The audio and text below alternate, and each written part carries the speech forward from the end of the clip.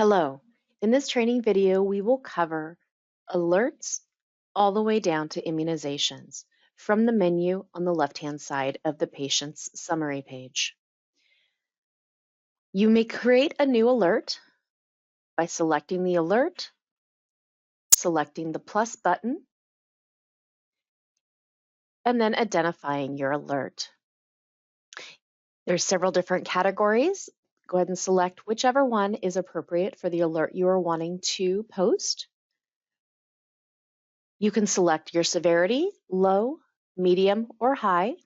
Low severity will show in blue, medium severity will show in orange, and high severity will show in red. You can also specify your display. You can have it just be for knowledge and not display when entering the patient's account. You can select modal, which will pop open a window that you will manually have to close, or banner, which will populate in the upper right-hand corner and will close automatically. And then you can add your description for your alert.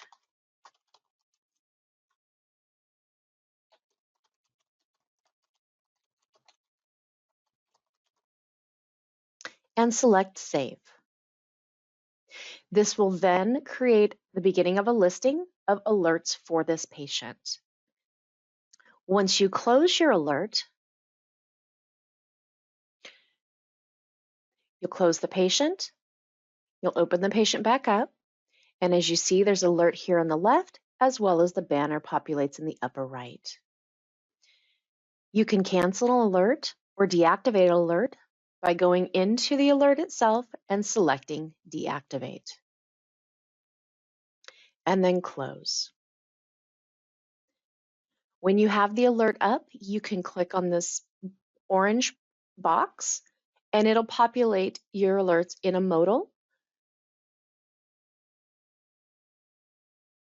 Next, we're going to move to allergies. This allergy section pulls directly from the information added into the encounter. So if a patient comes in with an allergy outside of the encounter, it can be added by selecting the plus button. Other allergy, you can select from the drop-down. If you know when this allergy started, you can certainly enter that information. You'll want to select the severity of the allergy and also note the reaction. The only thing that is mandatory in this is the category of the allergy. Everything else is optional. If the patient overcomes the allergy, say maybe they're taking a medication, then they're no longer on that medication due to the allergy effect, you can select the X button on the far right to deactivate that allergy, and it will remove it from the list. The amendments. The amendment section is used to track formal changes made to the patient's chart. For example, if the patient went to see an ophthalmologist for a second opinion, you will enter in the information here, add your comments, select the status, whether it was an accepted amendment, and who the amendment came from, and select Add.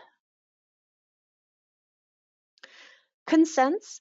This is where you will add a consent for the patient. You can create your own consents based on things that you do have going on in your office. Say a consent for treatment of blepharitis, you could certainly add a consent for that treatment. You can open this consent and take a look and see what the information is. When adding a new consent, you will select the plus button. You will select the consent from the drop-down, which are the same that are available on that front page. The sign-on date will auto-populate when you open this section. You will select which kind of consent mechanism, whether it was a paper signature or electronic click signature. Electronic click has not been enabled within the Revolution system, so more than likely it's going to be a paper signature. You can add comments.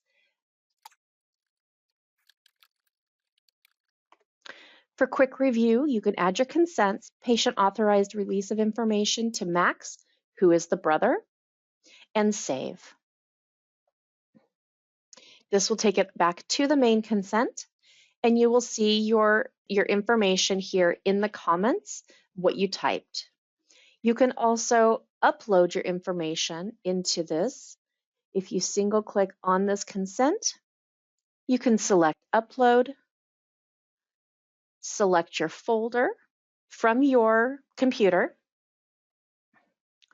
select HIPAA, and open. This will put your HIPAA form directly into your consent. We'll want to save that information. You can view the signature by this hyperlink, and it will open that consent form. Again, you can do that for all of your consents that you have.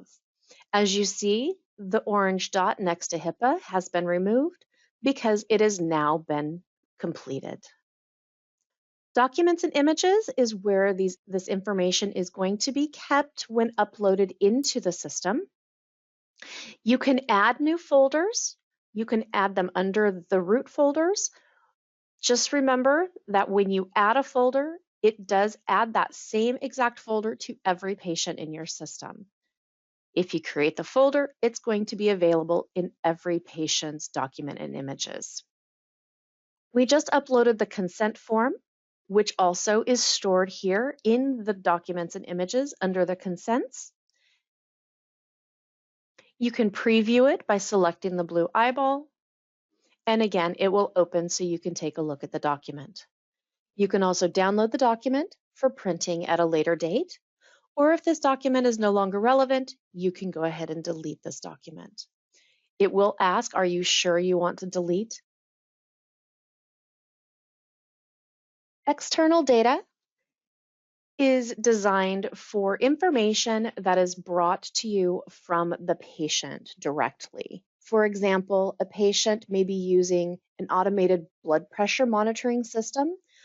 The data produced by the monitoring system can be uploaded and electronically recorded as part of the patient's file in the external data area. Again, you would enter in the information, add your comments. You would need to add the date since it does not pre-populate, add the status, whether it's been received or reviewed, and if there is a URL address, you can add that as well. Family medical history is again going to populate directly from the information that is entered into the encounter. Family ocular history is going to do the same. Here you can see that family history of glaucoma is from the father. No other family members have that diagnosis.